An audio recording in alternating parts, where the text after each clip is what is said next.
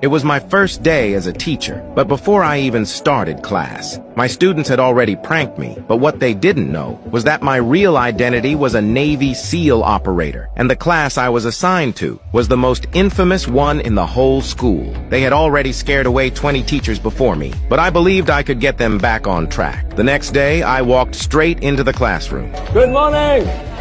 This time, the students seemed a bit calmer, but during class, they still ignored me completely. Some were eating, some were sleeping, and some were even playing video games. I introduced myself first, but no one cared. They thought I was just as weak as the teachers before me, but what they didn't know was that I had prepared a surprise for them. I picked up a rubber band and a piece of chalk from the desk. In an instant, all of them were soaked, while I stood under an umbrella with a satisfied smile. 各位同學, welcome to my class!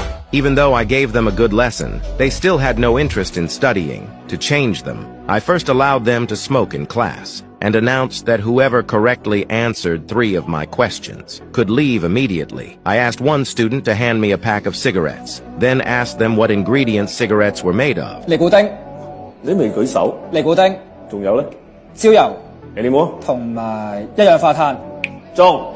Tony answered all the questions correctly and walked out under the jealous eyes of everyone else. Everyone got excited. They all wanted to be the next one to leave. But that scene was noticed by the principal in the distance, and he clearly wasn't happy about it. But I didn't care at all. I kept teaching with my open and free methods, and continued explaining the components and dangers of tobacco. Gradually, the students began to enjoy my class. The next day, the student who loved smoking suddenly disappeared. I learned he had been working for a gang, so I went to get my student back. But they were extremely violent fighters, and when they saw I wasn't tall, they told me to get out. But when I heard my student crying for help inside and saw how terrified he was, I didn't hesitate for a second.